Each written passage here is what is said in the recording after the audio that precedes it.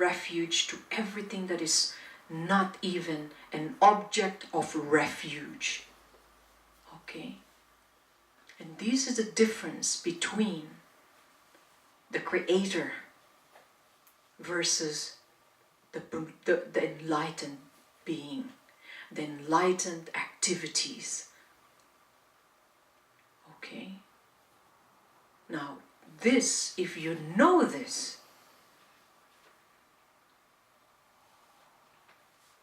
then not a moment you will feel not protected. Okay? And this is very important because the three objects of refuge, that's why they call it the object of refuge only. Yeah? So I know you're thinking, well, Buddha's not here, you know.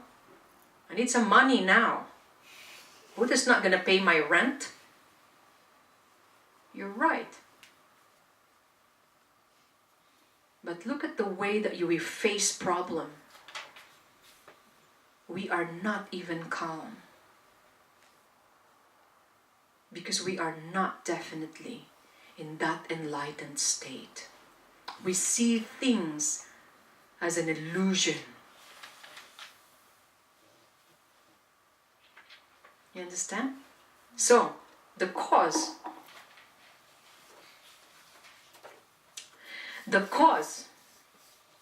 of taking refuge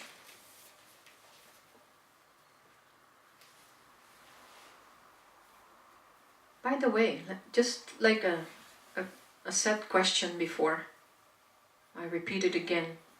Why did you take refuge? So my friends were taking refuge. It was like a group refuge. It's like, well, all our neighboring blocks, they're all taking refuge, so I thought I'd join too. Yeah. Most of the time we do that. It's like, you know, like a supermarket aisle, you know. Or I would say the petrol gas station has a 10% off or 10 cents off, and then we all go there. You know, even if your gas tank is full, and you say, oh, can I have even just a little? Because today is 10% off or 10 cents off. See? This is all not based from wisdom. So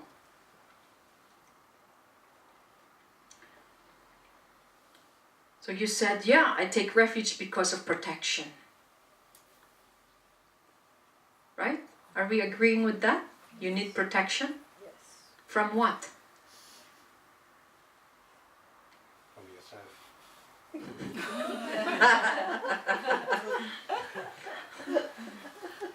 That comes later. Yes, but protection from what? Calamity. From weather? Weather. Yeah? You think so? Weather. I think something, yeah. That's very superficial. I think Maya, some evil.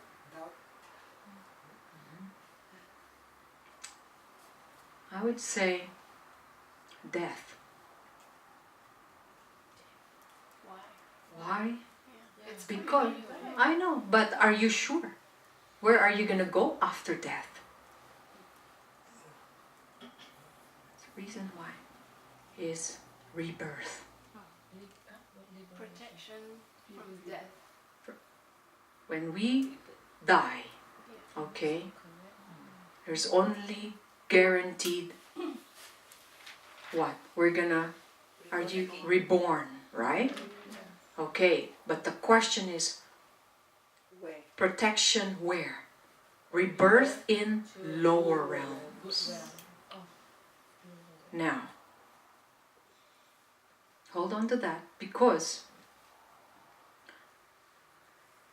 first of all, you already learned about this, right? that why the protection of the Buddha, Dharma, and Sangha, or I just say the taking refuge, is that's one cause, okay, for us to be protected, to be reborn in the lower realm. Okay, this is why, okay? Because being, it says, death, okay, after death, it is only determined by your own karmic actions. Not only in this life, but previous lives. It determines your rebirth. Okay, so when we reborn, it all depends on your karmic actions now, and including the ones you have collected in the past. Determines your rebirth after this. Okay? Yes. So, my question is, how secure are you? As long as you don't continue doing the. Well, what about in the past? Do you know your past? I don't know my past, but as long No, as that's my question. Do you know your past? I don't know. Exactly. Hang on. If we did something really, really bad in the past lives, Yep. then we wouldn't be human in this life. What would we? We would just go into the lower realm. Well, because also from your previous life, that could be your chance to become human, but you still have what? The stains from many, many lifetime. Okay? You are just lucky, remember, of your accumulative karma. And you don't know what it is, right? Many, I'm talking about not just 3 lives. You're talking about endless lives in the past, beginningless. So as you progress, you cannot even remember what you ate, like, yesterday. Can you tell me what what you have eaten last dinner? Yeah? Are you sure? What kind of dessert did you have? What time did you have it? Yeah, these are details. How much more with many, many lifetime, yeah?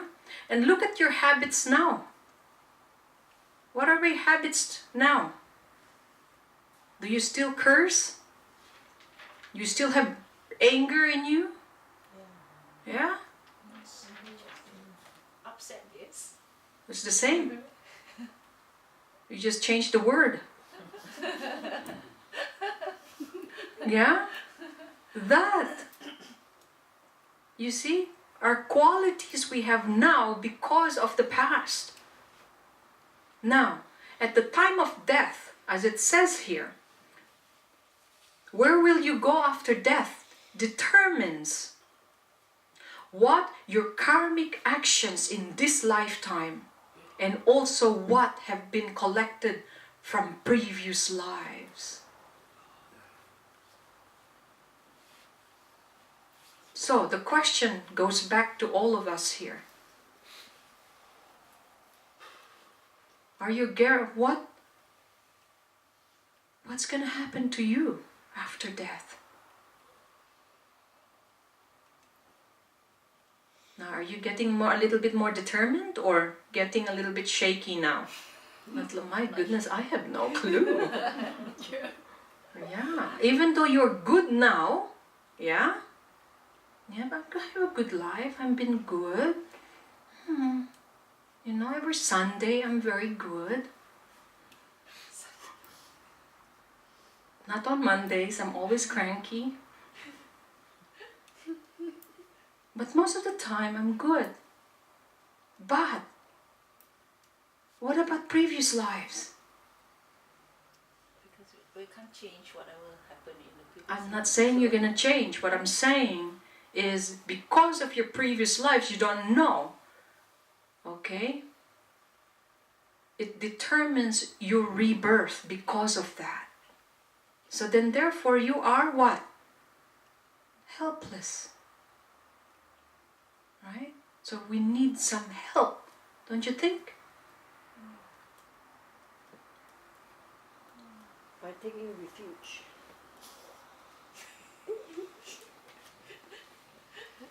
Depends how. Because remember, there are many stages on this. So, because of enormous karmic accumulation that we had, enormous, okay, not only like a bucket, it's really like, holy cow, karmic accumulation. Look at the way that you just had this morning. Did you know that in one day, or let's just say in 1 hour, many accumulations because of what? Of your action. Every time you move, every time you make decisions, that is an accumulation, either positive or negative. The time that you say, well, I'm neutral, I don't think so. Even when you're sitting. Because what? The mind starts to tick. Every action, remember, is an accumulation. But are you even aware that those actions are for good? Or it's only, most of it are for yourself, which is self-grasping. And when you self-grasp, you don't think of others. And the more you self-grasp, what happens?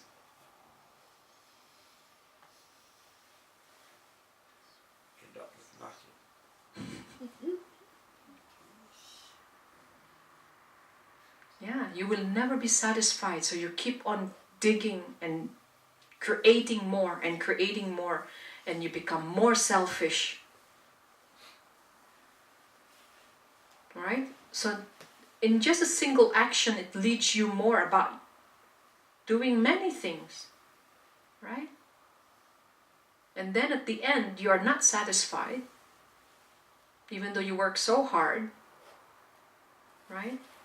And you say, I don't understand this life. And then when it's taken away from you, or things are taken away from you, it becomes anger. Right?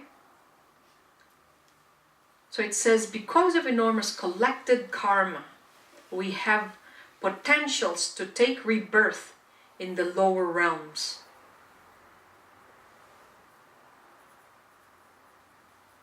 As well as fortunate realms, but we don't know. Are you sure you are good enough? At the time of death, you have enough to actually give you a good birth? Yes. That's good for you.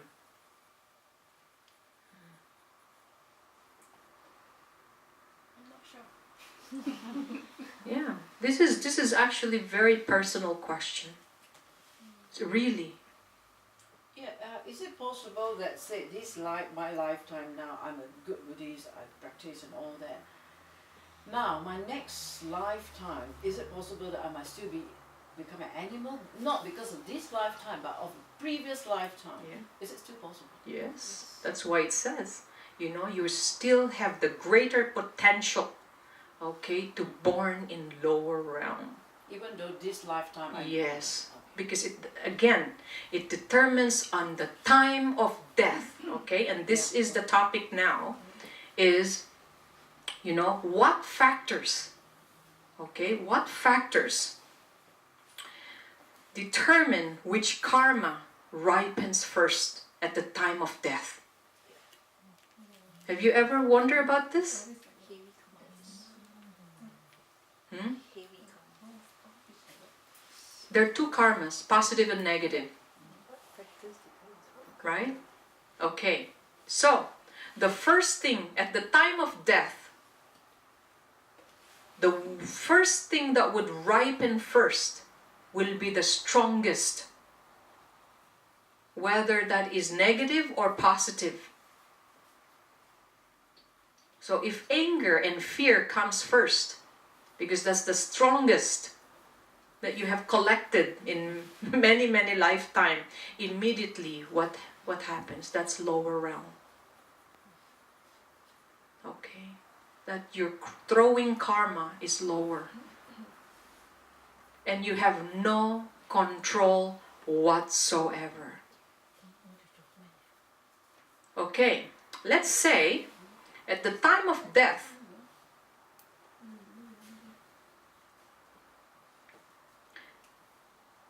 your positive karma and negative karma is equal. They're both strong.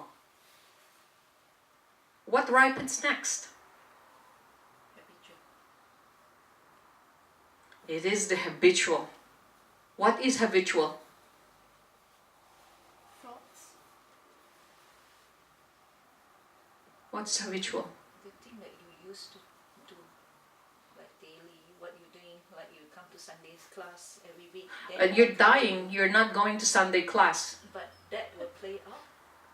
Like, And the last moment of what? So it's your habituals that it will come like you out. went to church or something like that?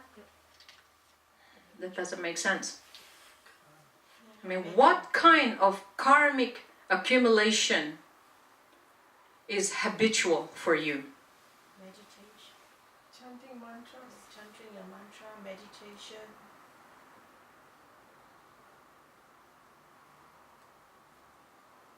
Positive? Immediately? What else? What is your habitual sometimes? The habituals is like when you're dying, okay? And tell me what, just think about this right now in your own self. You're about to die now. Okay? And what qualities do you have in the mind? Not physical, okay? Because physical is dying. All right? We're talking now about the mind. The first thing that's gonna come, okay?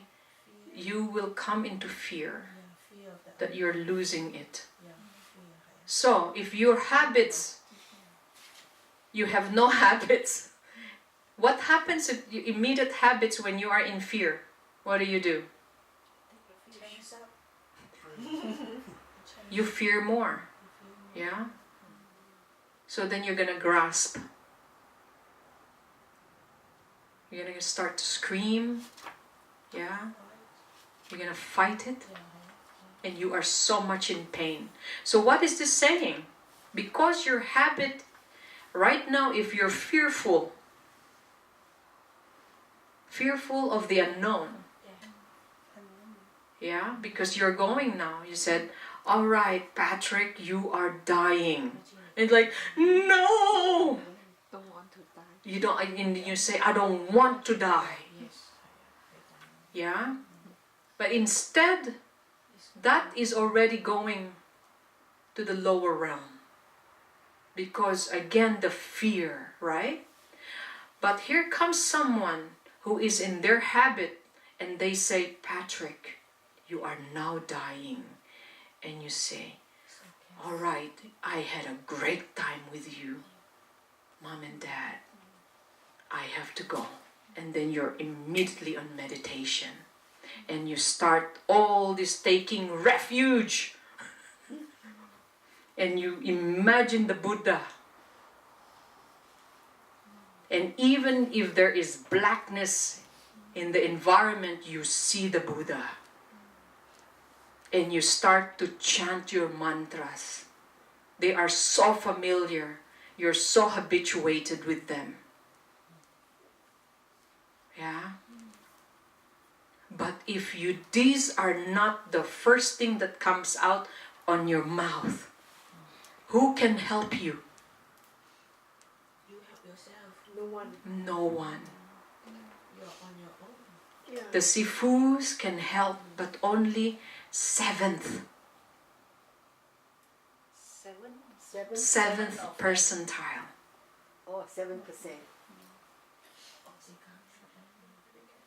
Of a 100, we can only help 7.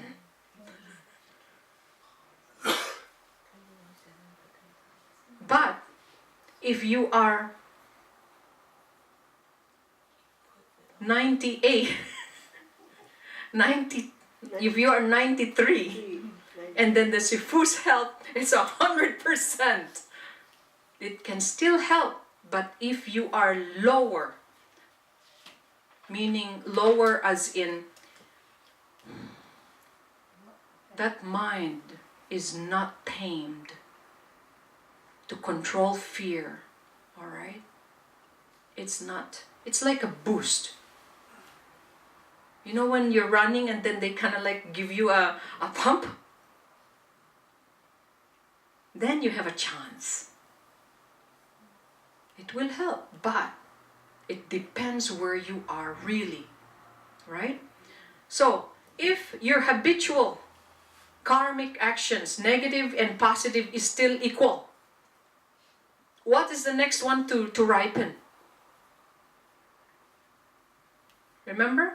The first thing that ripens at the time of death is the strongest one, whether it's positive or negative. However, if you have the same, you're equal, of all your accumulations of merit is as equal as your accumulation of negative merits or negative actions, then habituation, the one that is habitual, ripens first. So if you're habituated in being angry,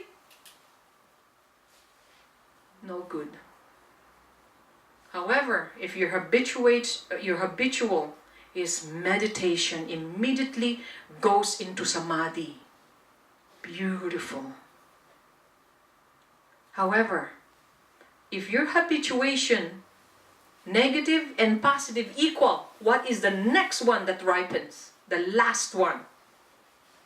It's the third one that ripens. Your